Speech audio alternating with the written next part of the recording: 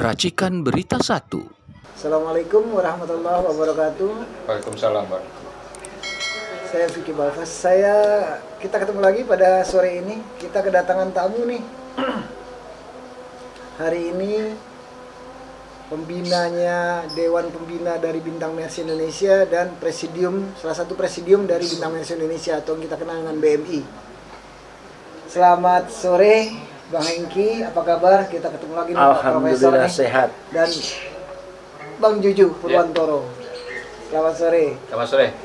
Kita senang banget ketemu hari ini dengan abang-abang kita. Hari ini kita akan membahas nih. Ini banyak pertanyaan di luar. Begini Bang Hengki, khusus Bang Hengki nih. Nama Bintang Mersi Indonesia nih besar banget sekarang. Mencuat mulai dari Pilpres kemarin, ya, 2024, 2023 dan akhir di penghujung 2023 saya mengikuti sampai 2024. Pertama Bintang Mersi Perubahan, lalu Bintang Mersi Indonesia. Ini apa ini? Orang bahkan se-Indonesia nih. Saya jalan ke Sukabumi, ke Sumatera Selatan, bahkan sampai ke teman saya ada di Makassar, tahu Bintang Mersi Indonesia ini. Begitu besarnya nama ini, banyak yang bertanya. Kebetulan saya mau tanya, sampaikan ini saya harus sampaikan nih, pemirsa.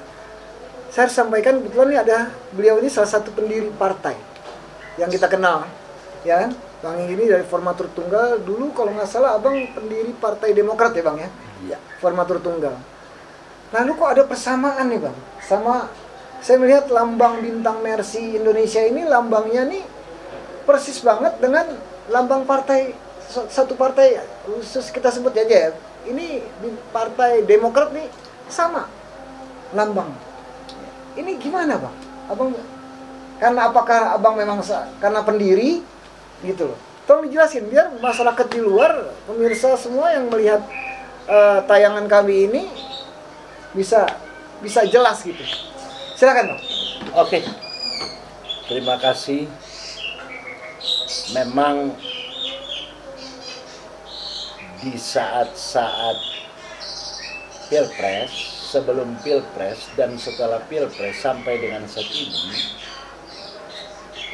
sebuah ormas yang namanya Bintang Mersi semakin tenar. Tadi ada pertanyaan, historical Bintang Mersi ini kok sama dengan salah satu partai? Iya. Ya benar. Ya. Jadi Bintang Mersi ini adalah lambang dari salah satu partai yang sempat menjadi juara di Republik ini. Dibentuk, berbuat, dan menang. Kebetulan saya salah satu pendiri di partai itu yang namanya Partai Demokrat. Oke.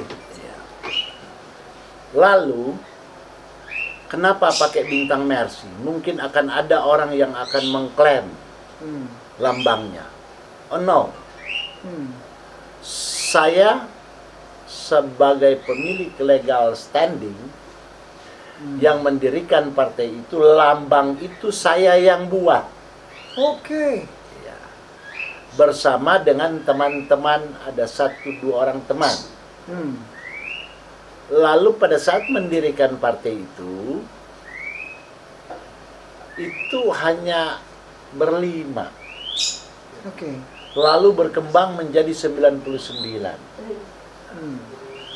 Sehingga pada saat kami tidak keluar dan tidak bisa keluar dari partai itu, sementara partai tersebut sudah dikuasai oleh orang lain dengan cara-cara dia sendiri. Yang pasti bahwa lambang Bintang Mersi ini adalah mengingat kembali bahwa lambang ini, Bintang Mersi ini dengan 3 sudut itu adalah ketuhanan yang Maha Esa, sosiodemokrasi, dan sosionasionalis. Oke. Ya. Nah, ini bentukan daripada bintang Mercy itu sendiri Hmm. yang melambangkan Pancasila. Tapi Ya. cuma 3 ya, berarti ya. Cuma 3 karena ketuhanan yang Maha Esa itu menonjol ke atas, ke kanan itu sosionasionalisme adalah sila pertama dan sila kedua, sudut ke kiri itu adalah sila keempat dan sila kelima. Oke, jadi melambangkan dari rangkuman dari Pancasila, ya Bang, ya? Pancasila. Jadi ketika Bung Karno memberikan pidato di PBB tentang the 5 principles. Five principles. Oke. Dan jika itu rumit, maka bisa dikecilkan menjadi 3 Trisila. Trisila, oke. Kemudian jika itu juga merumitkan, maka bisa digunakan Ekasila, gotong royong. Nah, sehingga by the way, ya, itu sudah berlalu dan saat ini partai yang kita dirikan itu sudah dikuasai orang lain.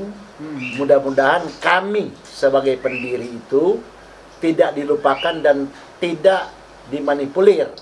Oke. Ini yang pertama. Agar masyarakat Indonesia dan dunia tahu bahwa Partai Demokrat itu salah satu pendirinya dan salah satu yang mensitir untuk mendirikan partai itu dan menghimpun 99 orang itu adalah Hengki Luntungan. Oke, orangnya ada di sini. Keren, pemirsa, jelas ya semua ya. Silakan pemirsa, ya? siapa yang mau tersinggung silakan debat dengan saya. Oke. Dan Keren. ketika Kongres Partai Demokrat tahun 2020, maka pendirinya itu kok hilang. Tinggal 2 orang. Yang satu sudah mati, yang satu masih hidup.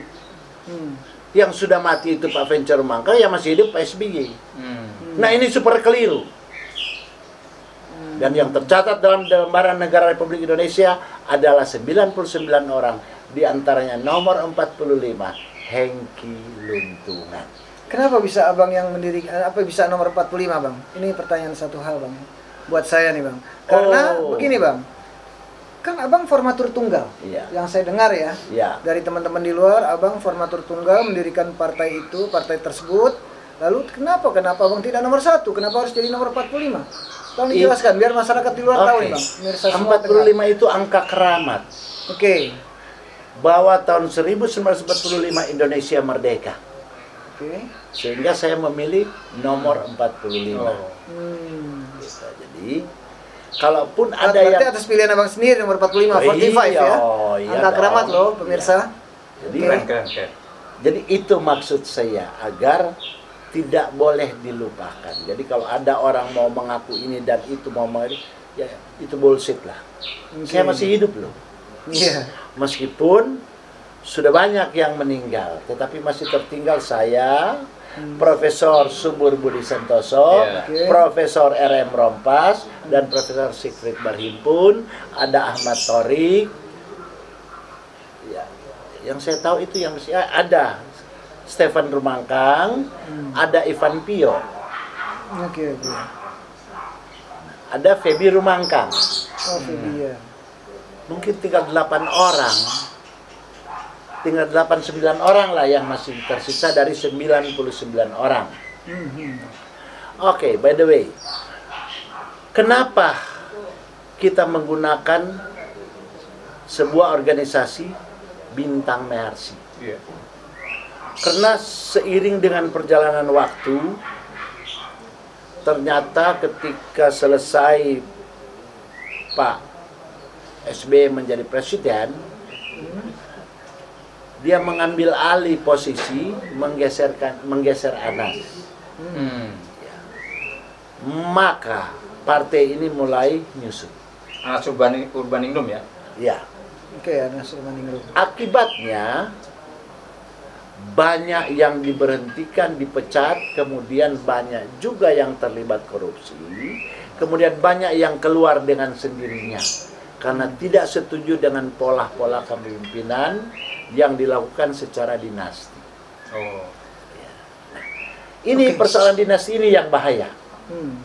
Sehingga pada persiapan Pilpres 2024 Maka kami coba menghimpun saudara-saudara kami dalam konstituen Partai Demokrat awal untuk bergabung bersama Bintang Mercy, dan yang mendirikan Ormas Bintang Mercy itu adalah inisiatif dari Dr. Yusudarso yang kemudian memanggil Hengki Luntungan. Oke, Bang Yus ya, Lalu berarti memanggil Ahmad Thorik, memanggil teman-teman yang mantan Demokrat.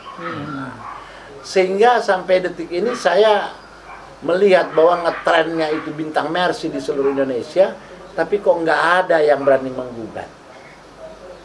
Kenapa? Saya suka kalau ada gugatan. Terus emang siapa yang larang? Legal standingnya ada di saya.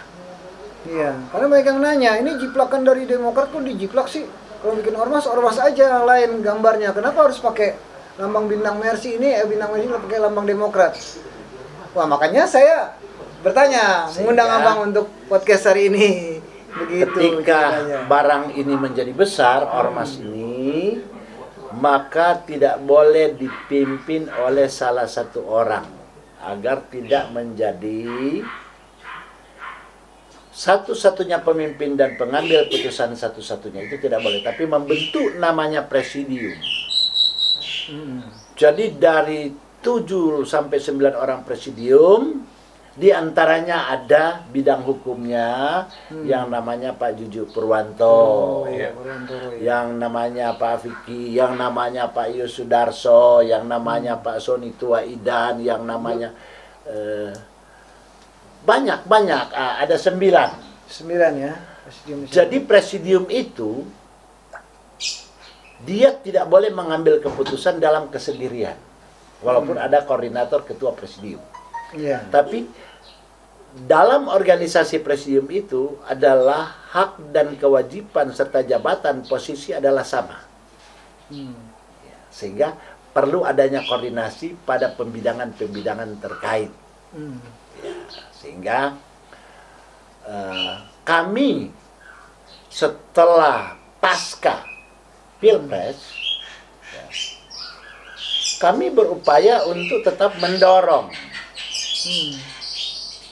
Master Anies Baswedan untuk menjadi gubernur Jakarta. Oke. Kenapa? Karena ya begitu beliau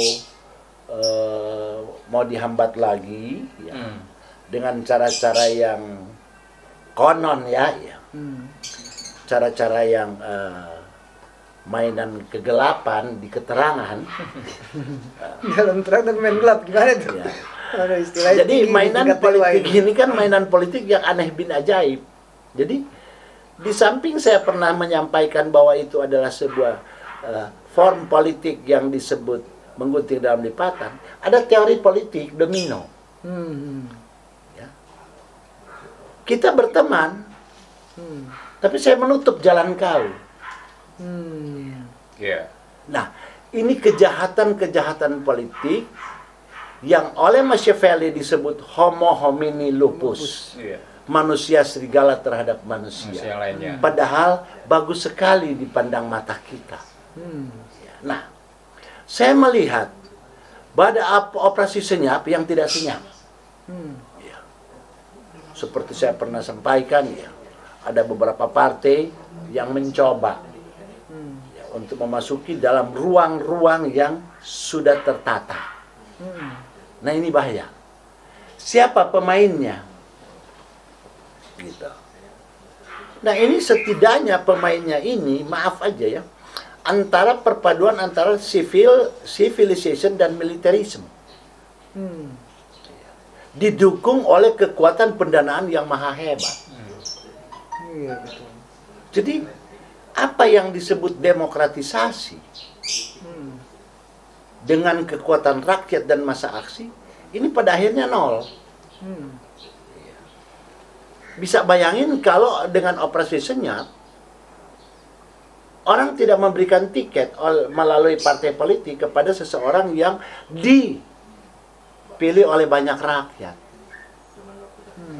Saya kasih contoh misalnya, DKI dalam survei terakhir Anies di atas, Tapi dia belum mendapatkan tiket yang signifikan. Walaupun sudah ada pernyataan dari PKS, PKB, Nasdem, kemungkinan PDIP. Tapi ada kecurigaan-kecurigaan.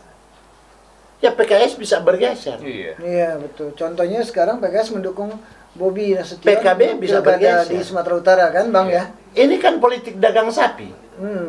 Di masa Bung Karno zaman dulu kan, tukar-tukaran aja kita. Orang Manado dibilang belante. Ya.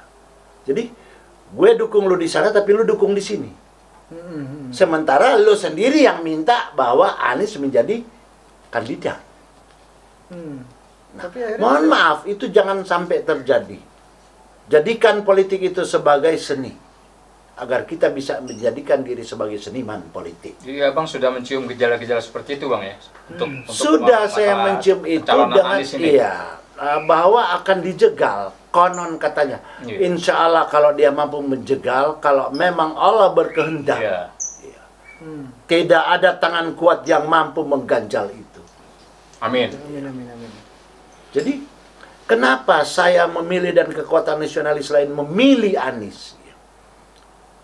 Karena seperti kata Mega kan? Bu Mega ya? Iya. Anies itu orang konseptor, intelektual, dan dia menjalankan apa yang disebut marhenismenya Bung Karno. Wah, udah pas dong itu, Bang. Ya iya. Tapi kenapa PDIP gak dukung? Masih dukung dong? Udah, ya saya belum pastikan, tetapi 60%, 70% kayaknya akan bergeser ke Anies. Fenomenanya sudah ada, Bang ya? Iya. Nah, jadi ada fenomena di mana ucapan Mega itu merupakan dorongan bahwa dia. Kalau bukan Anies, siapa yang mampu menjalankan sistem pemerintahan seperti Bung Karno? Mana puk lalat pun aku tak sanggup apalagi melihat darah manusia dengan ujaran kebencian. Simak itu apa kata Bung Karno. Nah, jadi jangan kita mau memenangkan diri dengan ujaran kebencian dan mengorbankan rakyat banyak. Iya.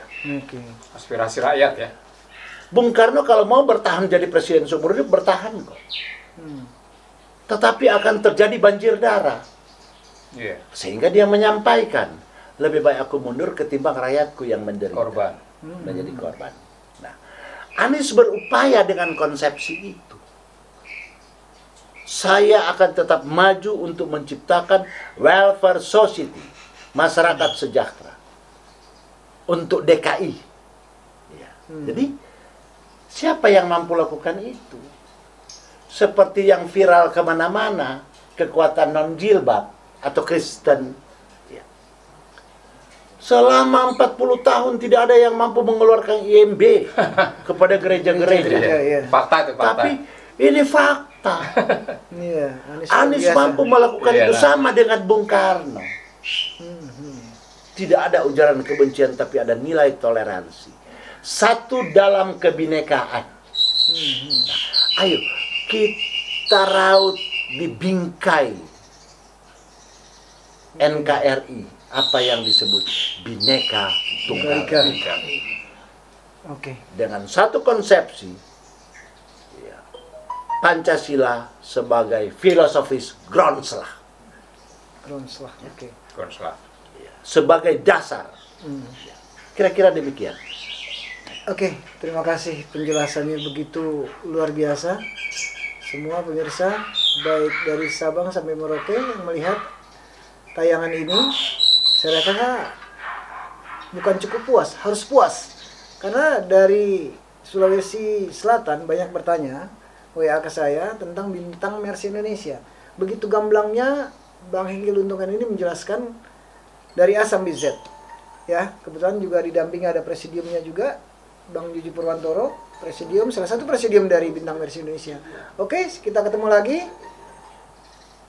Untuk akan datang, maybe next week kita insya Allah ketemu lagi.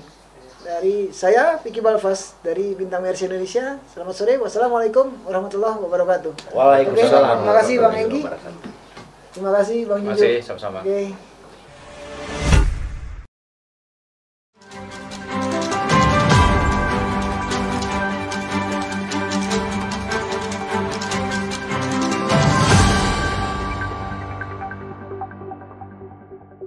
Racikan Berita 1